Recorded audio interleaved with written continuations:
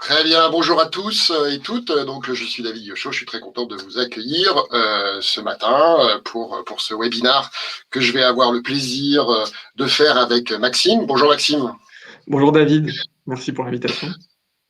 Non, je suis très content, voilà, et surtout sur un sujet comme les transformations d'organisation, ça m'a semblé mais tellement naturel et intéressant de t'inviter et d'inviter Akoya que voilà, je suis impatient d'échanger avec toi et c'est ce qu'on va faire dans peu de temps.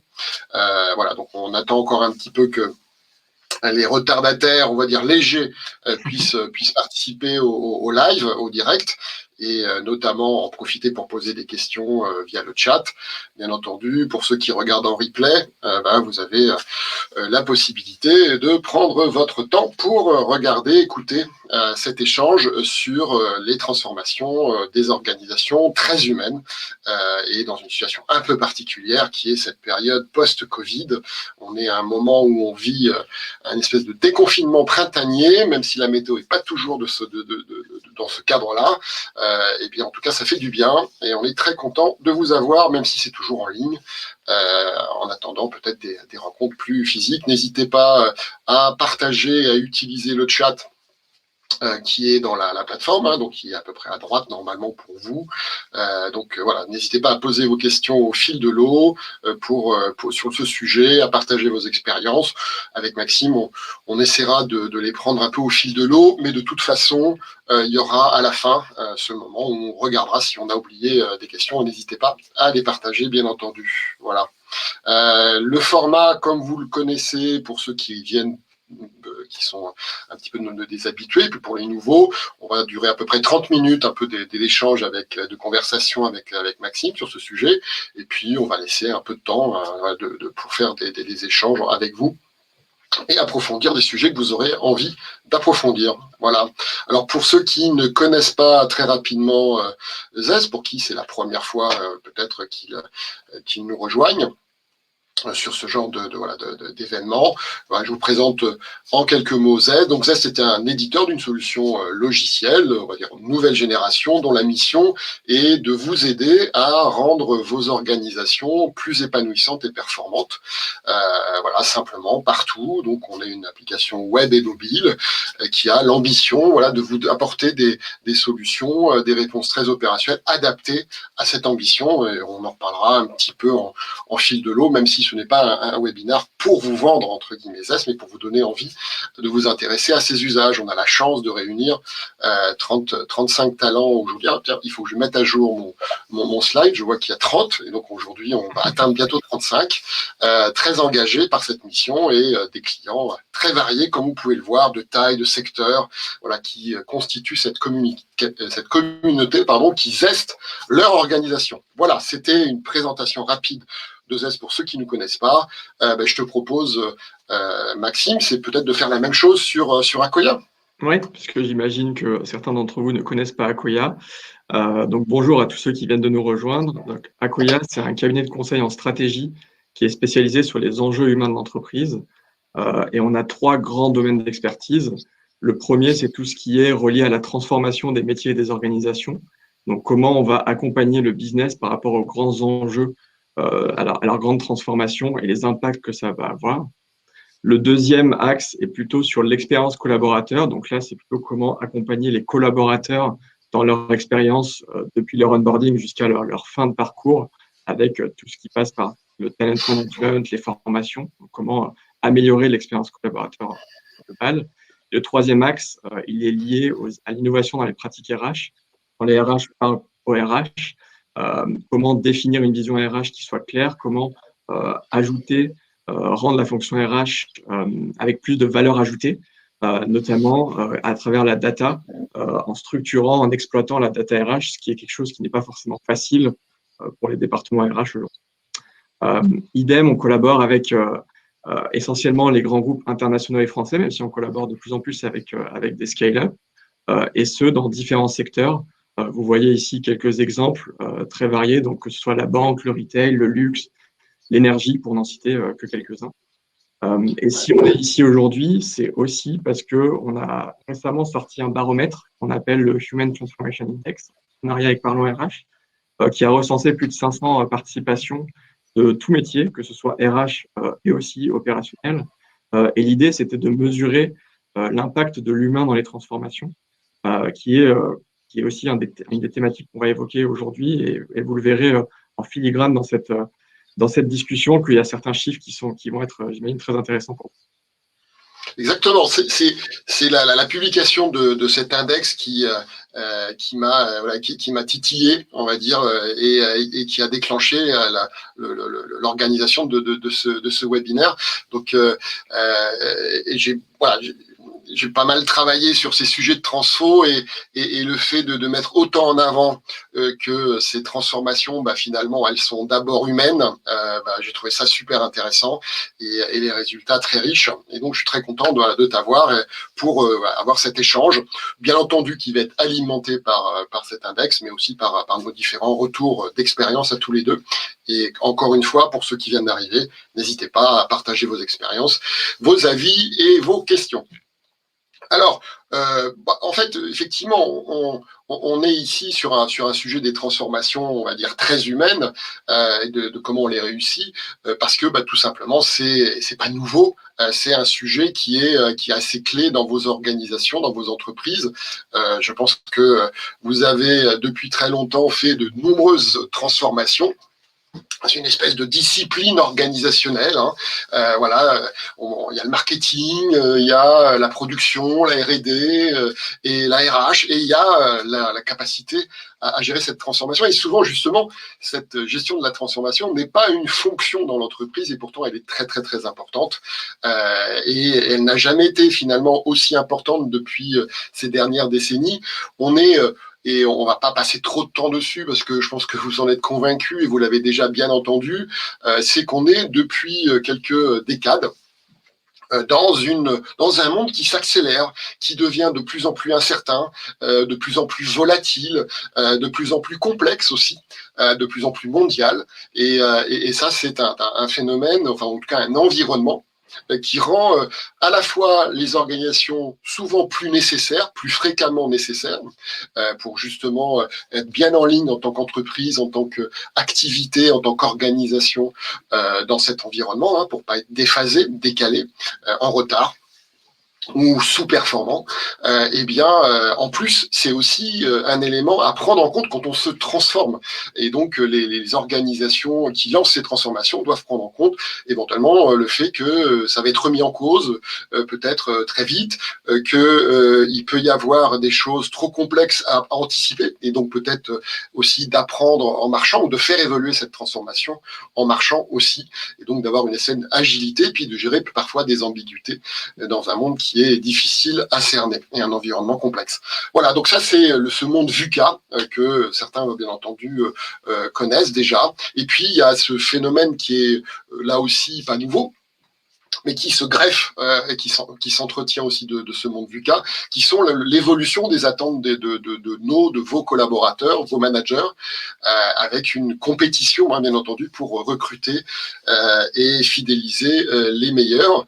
Et donc, bien entendu, il y a des phénomènes sociologiques d'évolution assez lourdes, assez tendancielles sur la relation avec l'entreprise, sur la relation avec sa carrière, avec son employabilité, sur ses aspirations, sur l'acceptation de modes de fonctionnement qui préexistaient dans l'entreprise, hein, par exemple en mode command contrôle, tout simplement. Et donc, il y a cet ensemble-là, depuis longtemps, à challenger beaucoup les approches de gestion de cette transformation, qui est cette discipline compliquée à maîtriser, mais tellement importante.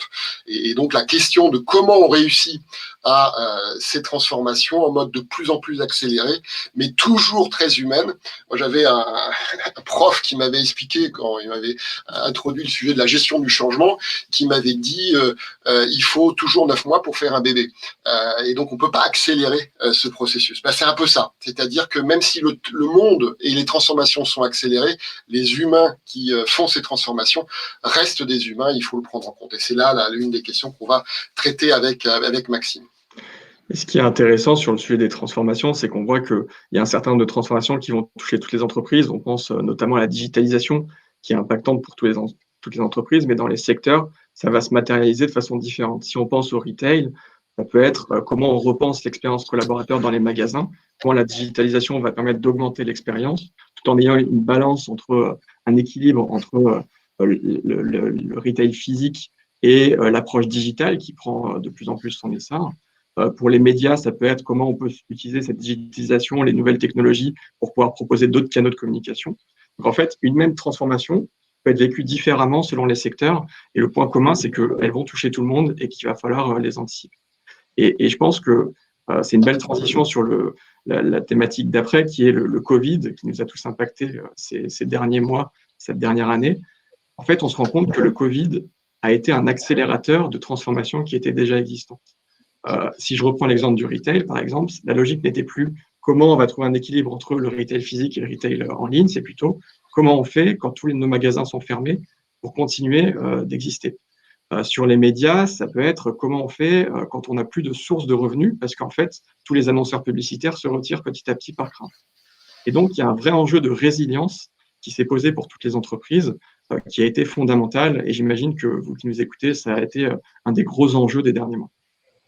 Ouais, on a tous les deux, enfin, je pense que tous les deux étaient en situation d'être aux côtés d'entreprises, de clients qui ont eu eh bien 100% des magasins fermés, qui ont eu parfois des pics d'activité formidables, notamment grâce à l'activité digitale ou parce qu'ils étaient dans les activités essentielles, des ruptures de chaînes d'approvisionnement qui nécessitaient d'arrêter des chaînes de production ou de réajuster éventuellement ces approches d'approvisionnement. Et donc, ça a vraiment été un formidable, effectivement, sujet d'organisation qui s'est imposé à tous les secteurs d'une certaine façon, et pas forcément que de manière négative d'ailleurs. Hein. Il y a des secteurs qui se sont plutôt très bien comportés dans ce moment, mais qui ont dû aussi s'adapter.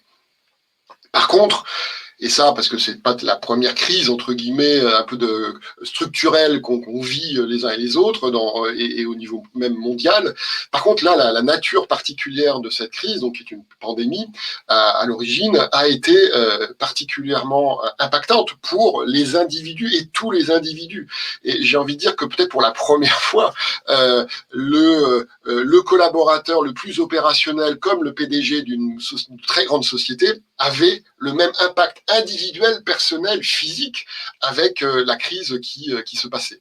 Et donc, bien entendu, le fait que ça soit aussi intime, entre guillemets, et touchant la santé de chacun, eh bien, a eu des conséquences qui étaient assez inconnues jusqu'à présent. Et donc, on a vu l'essor incroyable du sujet de la santé au travail, de la préoccupation effectivement de la sécurité dans cette situation et de l'accompagnement sur des éléments psychologiques qui ont été particulièrement importants. Alors dans nos différentes études qu'on a fait pour nos clients, il n'y a pas eu dans la grande majorité des cas de très gros, on va dire,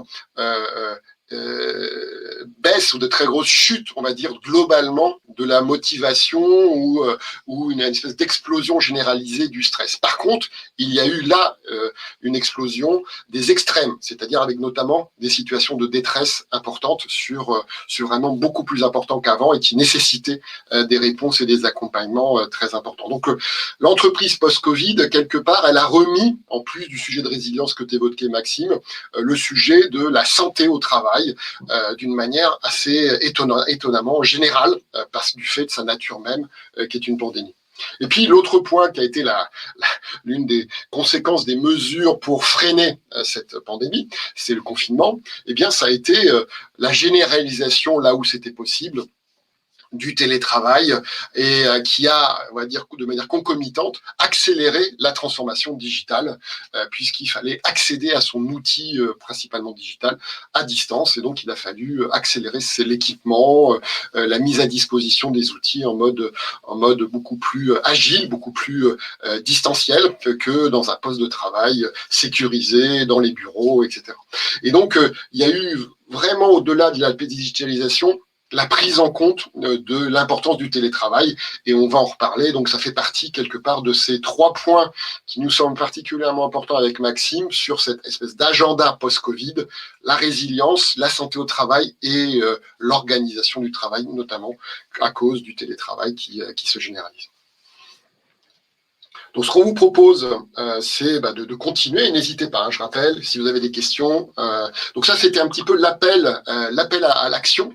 Maintenant, on va rentrer un petit peu dans le concrètement comment on peut partager nos retours d'expérience pour guider ces fameuses transformations et voir avec vous quelles sont un peu les capacités organisationnelles parfois nouvelles, parfois non, qu'il faut tout particulièrement prendre soin dans ces transformations entre guillemets post-Covid. Et donc là, le Human Transformation Index d'Akoya et nos retours d'expérience vont être mis à contribution pour apporter quelques éclairages intéressants.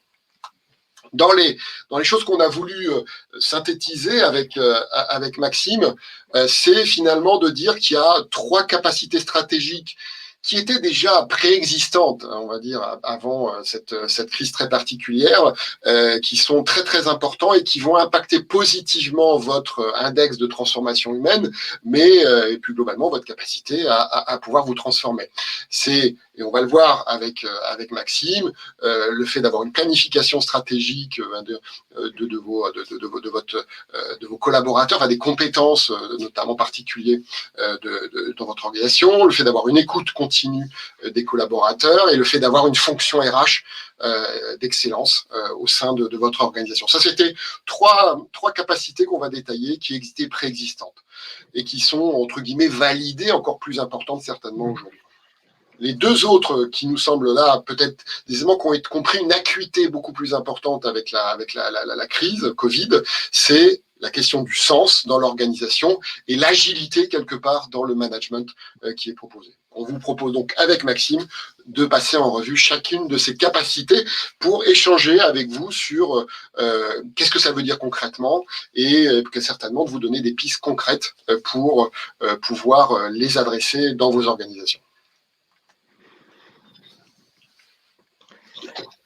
Du coup, si on commence sur la première capacité, ce qu'on appelle, nous, Strategic Workforce Planning, en fait, on se rend compte que, et on l'a dit, les transformations s'accélèrent avec le Covid et de façon générale. Et du coup, il est encore plus indispensable aujourd'hui d'avoir la capacité d'anticipation au sein des entreprises. D'anticipation court, moyen et long terme.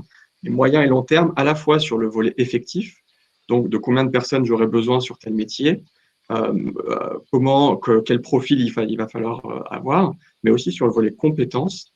On sait que les compétences évoluent énormément. Quelles seront les compétences qui vont être de plus en plus stratégiques pour moi demain, sur quel métier, comment je les internalise, est-ce que j'en ai besoin? Voilà, c'est ce genre de discussion et on se rend compte aujourd'hui que c'est un sujet que de nombreux clients prennent de plus en plus en compte et c'est beaucoup de missions qu'on mène actuellement sur comment on va identifier ces compétences stratégiques de demain, parce que les entreprises, et je pense elles se rendent compte, et ça a été illustré au sein du baromètre, les collaborateurs, quand ils connaissent les compétences stratégiques de demain, ils exploitent 2,5 fois mieux l'organisation de learning de l'entreprise. Et qui dit connaître ces compétences, c'est déjà pouvoir les identifier.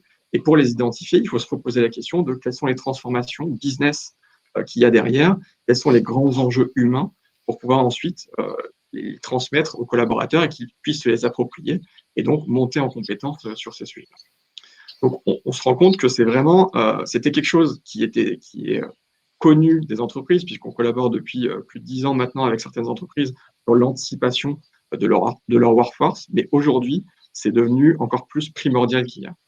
Et alors, ce que j'ai constaté avec nos différents clients qu'on a vu passer effectivement ce cap particulier et cette phase particulière, c'est qu'il y avait 2 situations. Il y avait un espèce de besoin de GPEC de crise, voilà, ou de Strategic Workforce Planning de crise, c'est-à-dire concrètement d'aller à l'essentiel, de s'ajuster très très rapidement et de manière très pragmatique. Avec un impact presque pour le lendemain, hein, concrètement. Et donc ça, c'est clairement, et c'est souvent le cas en termes de transformation. Il y a des organisations qui avaient, par exemple, travaillé avec vous Akoya en amont et qui avaient une espèce de capacité ils étaient entraînés, on va dire ça comme ça, et équipés. Ils avaient accès à de l'information, ils avaient des personnes en charge. Enfin voilà, et donc il y a eu cette mobilisation de ces moyens pour pouvoir très vite répondre aux questions et apporter des réponses opérationnelles qui permettaient d'alimenter cette résilience, cette adaptation sur les compétences, par exemple, à utiliser ou à développer. Et puis, oui, vas-y. Là-dessus, c'est très intéressant de voir ça parce que finalement, on se rend compte que cette GPEC de crise, finalement, c'est la même chose, le même raisonnement, c'est voir les différentes options qu'on a sur la table, anticiper les potentiels scénarios, que ce soit les worst case scénarios, les best case scénarios, voir les conséquences des décisions qu'on va prendre et être capable de les analyser et prendre une décision en conséquence. Et en fait, on se rend compte que ceux qui ont planifié à long terme ont déjà cette capacité de raisonnement et donc dans la réaction, dans la réactivité dans la crise, ils sont beaucoup plus à même de prendre les bonnes décisions. Et aujourd'hui, d'ailleurs, on voit la comparaison entre certains clients qui sont très matures versus d'autres qui ne le sont pas. Certains qui ne le sont pas commencent à payer les pots cassés de décisions prises à la hâte sans mesurer les conséquences. Typiquement sur le remote, le télétravail, la manière de digitaliser et de faire du remote working, finalement, ça pose des questions sur l'onboarding, comment on accompagne l'onboarding, et on voit que certains clients nous appellent pour les aider parce qu'ils ne sont pas posés toutes les questions par rapport à ce que ça implique sur l'onboarding digital notamment, mais c'est un sujet parmi tant d'autres qui se posent dans cette GPEC de crise. Oui, on a vu ça notamment sur l'importance du canal digital dans la vente, le e-commerce, on va dire, pour certaines entreprises où des équipes étaient sous-dimensionnées, on va dire ça comme ça, pour pouvoir apporter une capacité stratégique suffisante pour maintenir le chiffre d'affaires alors que les magasins étaient fermés. Et donc, du coup, quand ces organisations ont voulu augmenter les équipes, en interne, elles n'avaient pas forcément identifié les compétences autres qui étaient en dehors des équipes classiques qui pouvaient les aider. Et donc ça, c'est vraiment un exemple qu'on a vraiment vu. Alors moi, c'est le côté planification qui m'interpelle toujours parce que il y a un peu le côté antifragile, c'est-à-dire que c'est pas en mettant une espèce d'armure, en se croyant armé par un énorme planning qu'on est résilient et on est agile. Il faut vraiment avoir cette agilité qui est importante et se concentrer sur l'essentiel. Tu confirmes? Je confirme totalement. Et quand on parle de planning, l'idée n'est pas d'avoir la prétention de détenir la vérité, mais au contraire d'anticiper tous les scénarios possibles, qu'ils soient bons ou mauvais, pour justement le jour où ça arrive et qu'on a une crise sanitaire qui arrive, qui est quand même un des pires scénarios, on soit capable de dire, OK, on avait anticipé certaines choses et du coup, on est beaucoup plus réactif le jour où ça arrive. Ouais, surtout qu'avec H1N1, il y avait déjà eu des prémices de ce qui pouvait arriver. Un autre élément qu'on a effectivement signalé comme étant très important, alors de manière assez classique dans les organisations, mais et encore plus important avec le Covid, c'est l'écoute des collaborateurs. C'est-à-dire que vos équipes, globalement, à travers le monde, quel que soit leur métier, leur niveau dans l'organisation, pour résumer, on les considère beaucoup dans le mode de pilotage comme des outils, comme des ressources qu'on mesure par des cas euros et par des temps pleins équivalents. Et clairement, on est tous d'accord ici, je pense, pour dire que ça ne suffit pas à nous définir, à nous comprendre. Et donc, on passe à côté de quels sont les éléments de satisfaction, les irritants, les priorités, les doutes, la confiance qu'on peut avoir éventuellement dans, par exemple, la stratégie de l'entreprise au moment d'une crise. Et donc, ça, aujourd'hui, cette gestion comptable, on va dire, financière de la ressource humaine, elle est complétée par la pratique des grandes enquêtes salariées qui sont faites une fois tous les 2 ans, 1 an, qui font en général plus de 50 questions. Et clairement, c'est le problème. C'est-à-dire que c'est des photographies qui sont prises à un instant T et qui, par la nature humaine et aussi par l'évolution du monde, fait qu'elle sera obsolète quelques semaines, peut-être mois après. C'est ce qui s'est passé pour toutes les entreprises qui ont fait des enquêtes employées à la fin de l'année, comme c'est souvent le cas, et qui, au mois de mars, se retrouvaient confinés, et donc avec une situation du corps social des collaborateurs qui avait complètement changé, et donc besoin d'adapter. Je crois que tu avais des choses sur le Human Index qui étaient éclairantes sur cette partie-là d'écoute, ou en tout cas de mesure de la partie collaborateur. Ouais, déjà, le point de l'outil, il est très important. On voit un chiffre ici. Avoir un outil pour pouvoir piloter et pour pouvoir poser des questions aux collaborateurs, ça permet de bien mieux piloter la workforce en général et bien mieux comprendre les besoins. Mais au-delà de ça, et tu le disais, la fréquence est très importante, particulièrement dans un contexte de crise où la situation change beaucoup, où parfois les besoins, les attentes des collaborateurs peuvent varier d'une semaine à une autre en fonction des décisions qui sont prises. Et aussi, c'est surtout la pertinence des questions qu'il faut avoir en tête. C'est-à-dire que ça ne sert à rien de poser toujours les mêmes questions si on ne prend pas en compte le contexte interne de l'entreprise. Par exemple, si on est dans un contexte d'évaluation de la performance, peut-être creuser ce sujet-là. Mais si aussi on ne prend pas le contexte externe. Typiquement, là, on a vécu quand même plusieurs confinements, reconfinements, déconfinements. Les questions qu'on va poser ne sont pas les mêmes parce que les problématiques des collaborateurs ne sont pas les mêmes à ce moment-là. Et je pense qu'on peut aller même plus loin et se dire que, en fonction du métier, en fonction de l'âge, les problématiques ne sont pas les mêmes et ça ne fait pas sens de rester trop général parce que sinon les collaborateurs ne se sentent pas vraiment écoutés par rapport à leurs problématiques qui ressortent. Donc l'idée est de pouvoir cadrer ça, comprendre les besoins spécifiques de chaque typologie de collaborateur et ensuite d'aller creuser avec eux à travers des outils évidemment, mais surtout en posant les bonnes questions. Tu as raison. Enfin, l'objectif de ce dispositif d'écoute collaborateur versus le baromètre un peu institutionnel, annuel ou pluriannuel, c'est de vous permettre en tant qu'organisation de gérer, on va dire, le business as usual et les transformations et les crises avec ce qui fait vos collaborateurs. Et donc, le but, c'est pas de mesurer, c'est d'agir ou de réagir. Et donc, bien entendu, comme tu l'as dit, le choix des questions, le nombre des questions va être décisif et le ciblage des sondages. On l'évoquait dans un webinaire précédent. Je vous invite à le regarder en replay si vous le souhaitez, où on a vu que quelque part, finalement, il y a un rendez-vous à prendre qui est de définir votre dispositif d'écoute collaborateur. Alors, le baromètre un peu institutionnel sera une colonne vertébrale, mais il faut le compléter, comme on l'a évoqué, grâce à des outils qui vont permettre de suivre de manière plus régulière les choses et ou de manière plus ciblée en fonction, comme tu l'as très bien dit, par exemple des contextes. On a par exemple des clients qui, dans ces vagues de confinement, reconfinement, avaient des situations dans les pays qui étaient complètement différentes. Aujourd'hui, sonder les collaborateurs en Chine ou aux États-Unis n'est pas la même chose que en France, même si en ce moment on s'en rapproche petit à petit et on l'espère, on croise les doigts. Et donc ça, c'est s'adapter aussi à la géographie, et ça allait même jusqu'au site ou au métier. Il y avait des métiers qui étaient considérés comme essentiels, d'autres qui ne l'étaient pas. Et donc, on va certainement pas leur poser la même question sur les gestes barrières quand ils sont confinés. Donc voilà, c'est vraiment à votre main et c'est une capacité. Alors, l'intérêt, c'est que ces outils sont rapidement déployables, mais si, bien entendu, vous avez déjà cette capacité installée, c'est un petit peu comme le Strategic Workforce Planning, vous allez pouvoir réagir très vite et sonder en quelques heures vos équipes pour avoir un retour sur, par exemple, le plan de continuité d'activité que vous avez défini, communiqué en urgence, on va dire, au moment de la fermeture des magasins. Voilà. Le troisième. Continuons un peu sur le tour d'horizon de ces capacités. Alors, la fonction RH, fonction d'excellence.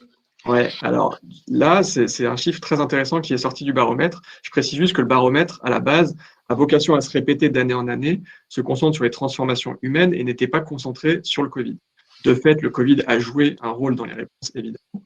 Mais voilà. Et ce qu'on voit, c'est qu'il y a un écart de perception du travail de la qualité des RH en fonction de si c'est un RH qui s'évalue versus si c'est les collaborateurs qui évaluent les RH. Alors, il y a soit c'est les RH qui... Et ça, excuse-moi Maxime, c'est effectivement par essence, c'est quelque chose qui date depuis déjà quelques années. Ouais. C'est on va dire un décalage, un gap, une asymétrie qui est un peu structurelle dans la fonction RH. Ouais. Exactement. Et alors, ça peut être soit parce que les RH se surestiment, soit que les managers sous-estiment le travail des RH. Parfois, la réalité est entre les deux. Ce qu'on voit, c'est qu'il y a surtout un manque de reconnaissance et de visibilité du travail des RH. Et ce qui est très intéressant avec le Covid, c'est que finalement, les RH ont été mis dans la lumière puisqu'ils ont été des vrais partenaires stratégiques, puisque tu l'as dit au début, ça touchait des enjeux humains et la gestion humaine de l'entreprise était devenue particulièrement critique. Et en fait, cette mise sous les projecteurs a été très discriminante, c'est-à-dire que les RH qui étaient déjà en collaboration directe avec le business, qui étaient des vrais business partners, ont pu réagir facilement, ont pu montrer à quel point ils pouvaient justement perpétuer cette excellence en se concentrant sur les tâches à haute valeur ajoutée, en priorisant avec le besoin business. versus tous les RH qui étaient plutôt dans des activités de back-office, qui étaient déconnectés du business, ont eu du mal à réagir à tout ça, n'ont pas pris les bonnes décisions. Et du coup, on paye les pots cassés aujourd'hui. Et en fait, il faut voir le Covid comme l'opportunité pour les RH d'inscrire cette excellence dans la durée, de repenser à comment on alloue nos différentes activités pour apporter le plus de valeur ajoutée par rapport aux besoins, et aussi de faire diffuser cette vision que les enjeux humains, ce n'est pas que l'attrait des RH. Et chez Akoya, on croit fortement à ça, que le capital humain, et encore, j'aime pas trop cette terminologie de capital humain parce que c'est très financier comme vision, mais plutôt les collaborateurs, c'est la principale richesse d'une entreprise. Et donc, la rétention, le développement des collaborateurs est l'affaire de tous, et principalement des managers qui doivent être les premiers à développer leurs équipes. Et donc, c'est un travail que les RH ont l'opportunité de faire avec cette crise du Covid, qu'ils n'avaient pas par ailleurs, et ils doivent s'en saisir pour rester dans cette excellence avec le business. Et ça, alors c'est particulièrement voilà, éclairant par rapport à ce qu'on a dit précédemment sur l'écoute des collaborateurs et des managers compris. C'est-à-dire que d'abord, c'est plus facile à définir, on va dire, les bonnes actions, parce qu'on sait que les RH sont peu nombreux, ont des limitations de ressources, comme les autres fonctions, mais souvent, parfois de manière assez importante, et des capacités d'investissement. Donc, il faut pouvoir définir où sont les priorités, et les priorités perçues par les managers et ou les collaborateurs, eh bien, sont peut-être pas la vérité, on va dire, exhaustive, mais une partie de la vérité qu'il faut prendre en compte pour aussi réduire le gap qu'on évoquait de perception. Voilà, c'est comme pour les clients, hein, si on les écoute pas, on prend un petit risque significatif de ne pas les satisfaire autant qu'on pourrait. Et l'autre point, ce que tu disais, c'est la diffusion des enjeux humains aux managers. Précédemment, vous avez vu les écrans de ce qu'on appelle un engagomètre chez nous, qui est finalement un baromètre de l'engagement, un outil pour que les managers, tous les trimestres, par exemple, aient une espèce de diagnostic, une vue sur leur organisation ou leurs équipes, sur les leviers, la satisfaction par rapport aux leviers qui font l'engagement des collaborateurs. Eh bien, avec cet outil, entre guillemets, RH, disponible chaque trimestre pour le manager, pour son équipe ou son organisation, eh bien, il va être dans l'action. C'est-à-dire que c'est un outil de travail pour lui. Et donc, on va ainsi diffuser les enjeux et surtout l'impératif d'agir de manière complètement fluide. Alors que si on le fait en disant il y a un rapport qui descend de la RH, etc., voilà, quelque part, on n'obtient pas cet objectif de responsabilisation et d'engagement de la ligne managériale. Donc ça, c'est un point qui est clé. Il ne faut pas simplement ou uniquement définir des objectifs RH pour les managers. Il faut aussi leur donner cette dynamique avec des boucles d'amélioration équipées par de la mesure. Voilà. Donc ça, c'était effectivement un point important, et je sais qu'il y a des RH qui nous écoutent. N'hésitez pas à réagir sur ce point-là. Donc encore plus business partner en connaissant mieux les priorités quelque part de vos clients internes, business et collaborateurs, et puis de diffuser, de faire en sorte que les dispositifs que vous avez, eh bien, impliquent naturellement beaucoup plus les managers dans des actions de type, entre guillemets, ou sur des sujets RH. Et une des manières de le faire, c'est de pouvoir objectiver justement par rapport à ces indicateurs humains les managers. Et aujourd'hui, dans la HTI, on voit que c'est trop peu fait aujourd'hui. On est à 32% des managers qui sont objectivés sur des indicateurs humains, ce qui devrait être le double, voire le triple, pour justement accélérer cette tendance du manager qui est le premier people developer des équipes. Alors Nadia nous pose la question des organisations hybrides. On va y revenir sur ça, et notamment sur le dernier, la dernière capacité. Donc voilà, c'est très bientôt. L'avant-dernière, qui est donner du sens. Alors j'ai formulé ça en disant avoir de bonnes raisons d'aller travailler, surtout pour affronter dans les situations de Covid le risque sanitaire dans certains cas. Et là-dessus, tu confirmes, Maxime, que c'est un sujet alors qui de temps en temps peut paraître un peu tarte à la crème, mais pas du tout. Ouais. C'est un sujet important. C'est un sujet très important parce que si on prend du recul, en fait, les collaborateurs, depuis la crise Covid, il y a eu un recul de différentes manières. Un recul géographique, parce qu'on n'était plus dans les locaux, on a dû, pour la majorité, être en télétravail. Du coup, c'est un recul aussi émotionnel. On n'a plus ces discussions informelles, ce sentiment d'appartenance à l'entreprise, cette culture d'entreprise. On la ressent plus comme on pouvait la ressentir auparavant. Et du coup, de fait, ça pose beaucoup de questions.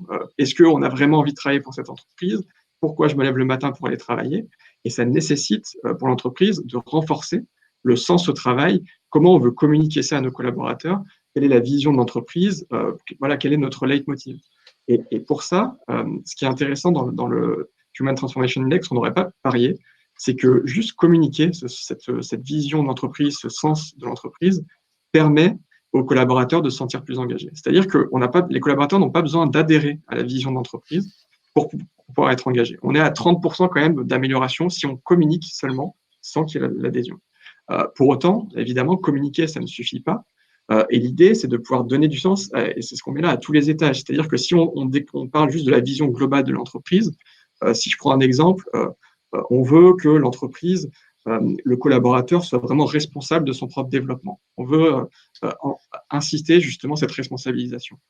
Très bien, mais si je travaille dans les achats ou dans la partie, je suis développeur dans la tech, qu'est-ce que ça veut dire concrètement pour moi? Comment je m'approprie cette vision de l'entreprise par rapport à mon équipe, par rapport à mon job?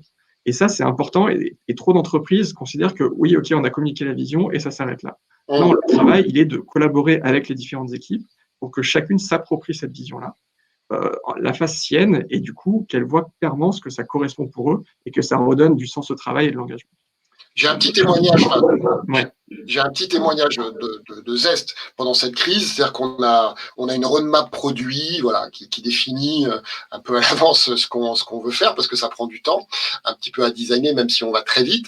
En mars, confinement, eh bien, on s'est assis autour de la table et on a revisité notre roadmap, et on a, notamment en discutant avec des clients, quelles sont les fonctionnalités qu'il faut accélérer en termes d'amélioration ou créer parce qu'il y a cette situation particulière.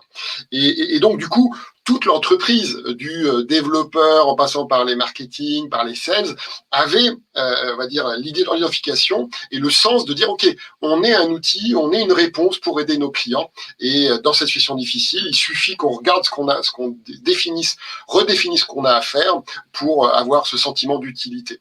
Et ça a été voilà, particulièrement, on va dire, apprécié, bien entendu, par nos clients, mais surtout par nos collaborateurs, j'ai envie de dire. Et le dernier point qui est intéressant, je pense, là-dessus, parce qu'on travaille beaucoup avec nos clients pour justement les aider à définir la vision, donner du sens par rapport aux différentes équipes, c'est que les mots, et notamment dans les notions de vision, peuvent vite être tarte à la crème, et il faut choisir. Pour nous, c'est renoncer. Et en fait, une vision, le sens, c'est un choix parmi plusieurs bons choix. Et ça dépend de l'entreprise, et du coup, l'objectif, c'est de savoir ce à quoi on renonce en faisant ce choix-là.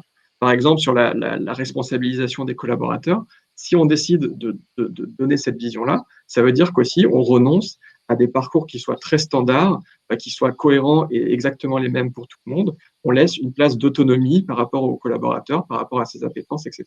Donc ça a des conséquences, et l'entreprise doit être claire avec les collaborateurs sur le choix qu'on prend, et aussi du coup les renoncements corollaires liés à ce choix, pour être cohérent et pour que ce soit compris par les collaborateurs, qui ne voient pas ça comme quelque chose de vague et de pas très concret pour eux au quotidien. Dans notre échange, on a discuté de cette préparation, j'ai beaucoup apprécié celui-là, parce que j'ai partagé avec toi quelques vécus voilà, d'organisation où en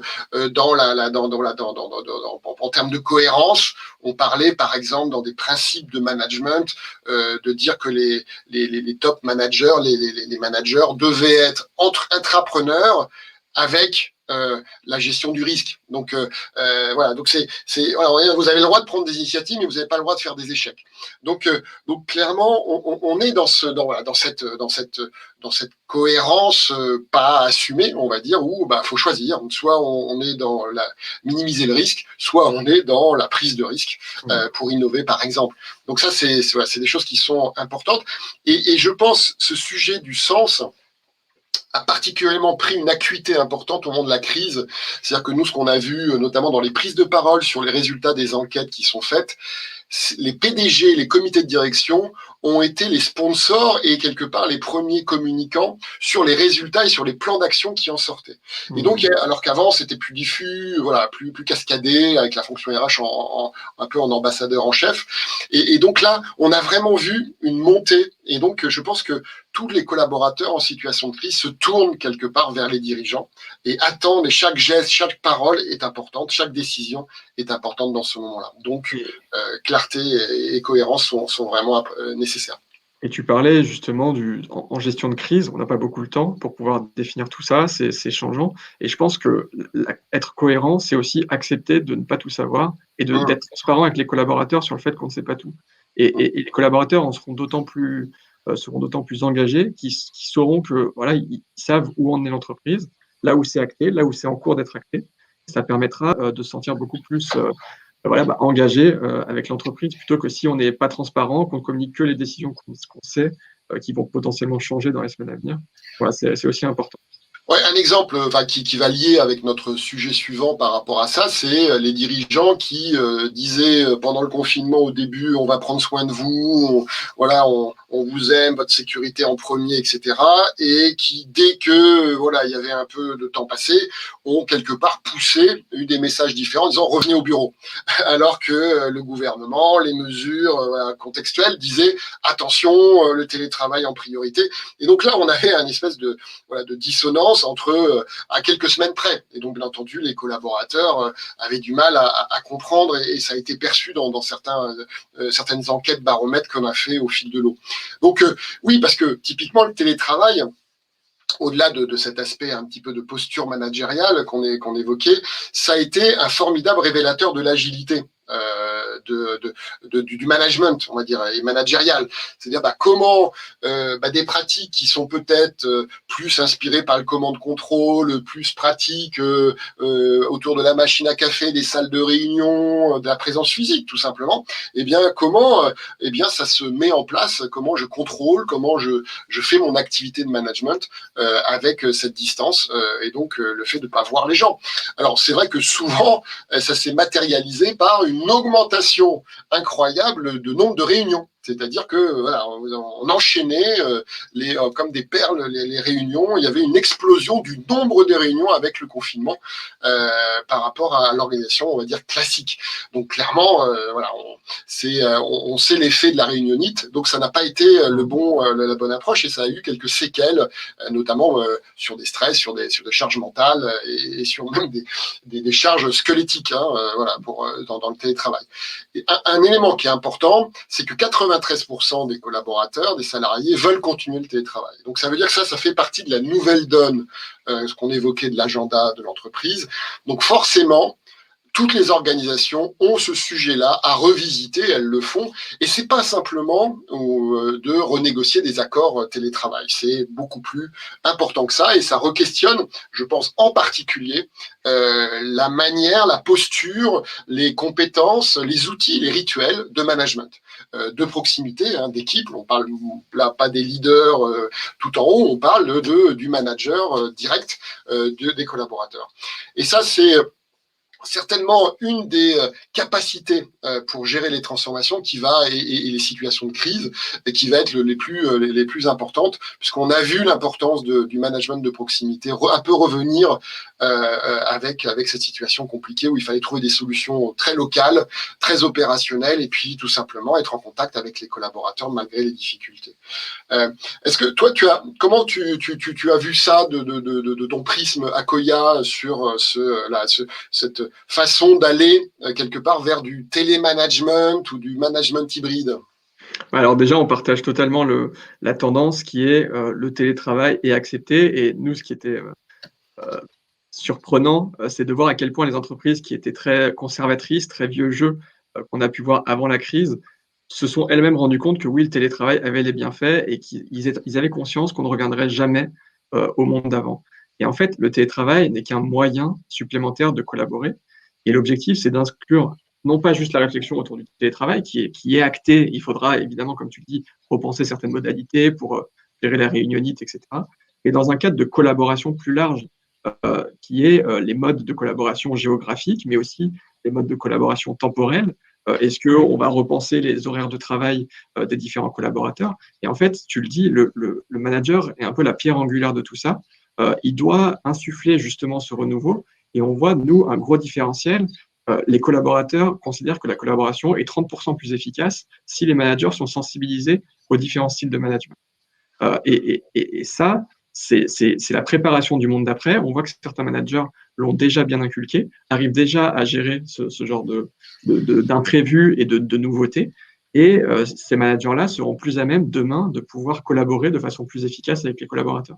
Et donc, c'est tout l'intérêt des managers de pouvoir se former sur cette capacité d'ouverture sur la collaboration, sachant que malheureusement, aujourd'hui, on ne laisse pas forcément le temps aux managers d'appréhender ces transformations.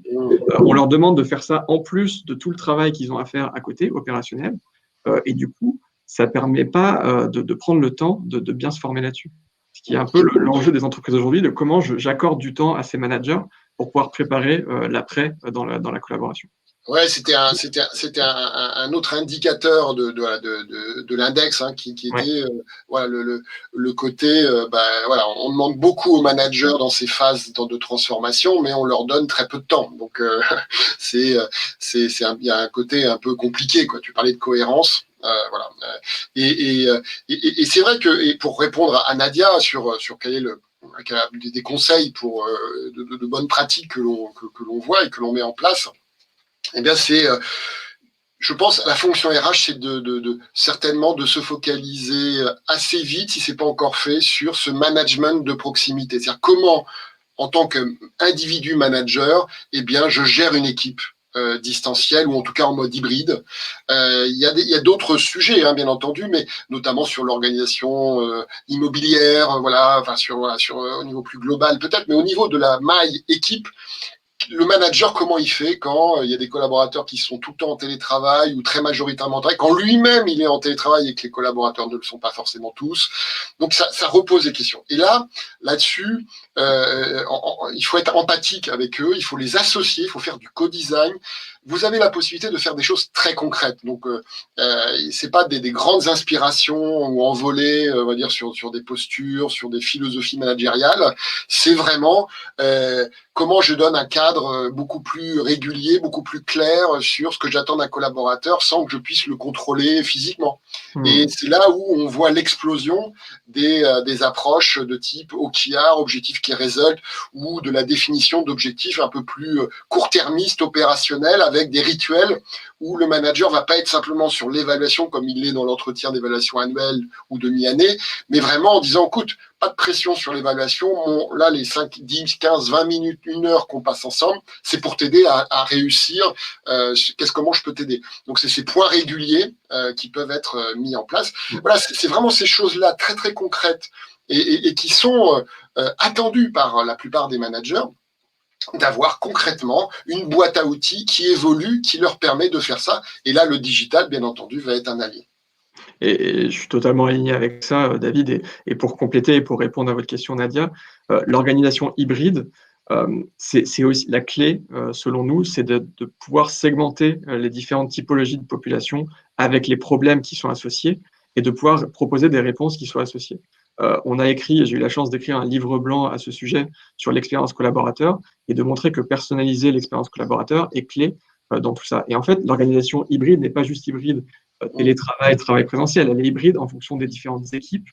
On le voit dans les projets qu'on accompagne. On voit que les besoins, par exemple, de gens qui vont travailler dans la production des médias, ils ont un fort besoin de retour au bureau quand d'autres fonctions sont très à l'aise à travailler en télétravail. Et donc, si on apporte la même réponse uniformisée, qui peut être hybride, hein, qui peut être un mix des deux, mais c'est la même pour tout le monde, elle ne conviendra pas à tout le monde. Et du coup, la clé, c'est d'être en mesure d'écouter les collaborateurs et de permettre aux managers d'avoir ces qualités qui sont requises pour pouvoir s'adapter. Parce que le management qu'on va avoir dans une équipe va être différent d'un management qu'on va avoir dans une autre. Et un excellent manager, c'est quelqu'un qui saura s'adapter très facilement pour manager une équipe totalement différente. Et ce que tu dis, c'est vrai. Et c'est typiquement les accords télétravail, c'est plutôt des accords globaux de l'entreprise. Ouais. Et ça doit pas être. C'est un rendez-vous nécessaire, mais c'est clairement pas la réponse opérationnelle qui va aider concrètement les équipes à prendre et à gérer cette situation au mieux des intérêts des uns et des autres. Et c'est vrai que l'individualisation va devenir un élément clé, et à la fois des métiers, mais aussi des personnes. C'est-à-dire qu'on a, voilà, on le sait tous, dans le confinement, on sait que les femmes ont été particulièrement impactées psychologiquement par le stress parce qu'elles continuaient à être principalement quand même sollicité sur les tâches on va dire de famille qui étaient en plus du travail, avec des enfants qui pouvaient être plus à l'école, qui ont été plus à l'école par exemple. Donc il y a vraiment une contextualisation qui doit être faite. Il y a des gens qui apprécient le télétravail plus que d'autres, qui sont plus à l'aise. Donc pourquoi imposer à quelqu'un qui apprécie le télétravail à faire que 2 jours de télétravail, alors que quelqu'un qui n'aime pas le télétravail, vous lui imposerez de faire quelque part 2 parce que c'est un peu la normalité. Donc c'est vraiment cette différenciation. Et effectivement, pour le manager, ça nécessite, c'est plus compliqué, plus individuel. Il y a cette empathie qui va créer de la personnalisation. Et c'est pour ça qu'il faut un corpus d'outils, de rituels qui permettent de traiter tout le monde de la même façon, quelque part, quelle que soit la situation et le choix qui est fait. Et c'est pour ça que je reviens comme ça, la boucle est bouclée, mais l'anticipation des compétences est primordiale ici, puisque finalement, ces compétences-là, la crise a exacerbé ce besoin, mais on en avait déjà besoin avant pour collaborer avec différentes cultures. On collaborait déjà de plus en plus en digital. Et donc, les entreprises qui ont su anticiper ces besoins ont déjà des managers qui ont commencé à se former sur ces compétences qui sont de plus en plus critiques. Et on revoit beaucoup de pratiques et de taux d'utilisation du mode asynchrone, par exemple, avec le mode hybride, alors que quand on est en synchro, en physique, on privilégie le synchrone, on se parle, on se voit, etc. Et donc, on voit beaucoup des rituels où, tiens, voilà, on prépare ton point mensuel, tu partages avec moi un peu ton auto-diagnostic, et puis je le regarde, et puis on en parle après. Voilà. Plutôt que se dire voilà, je vais découvrir ce que tu vas me dire pendant un one-to-one physique. Donc c'est l'écrit quelque part qui doit être simple, et l'idée n'est pas faire des longues proses, et doit être rapide, efficace, et l'asynchrone prennent de l'importance dans le télétravail et donc a fortiori encore aussi sur la partie mode hybride. Voilà. Donc c'est vraiment un monde entre guillemets du travail qui c'est l'une des matérialisations qui va vraiment sur lequel je crois qu'il y a un point de non-retour. Le mode hybride, voilà, c'est un peu comme pour les voitures, l'électricité voilà, remplace ou complète les moteurs à explosion, à essence. Voilà, donc Maxime, on a couvert nos 5 sujets.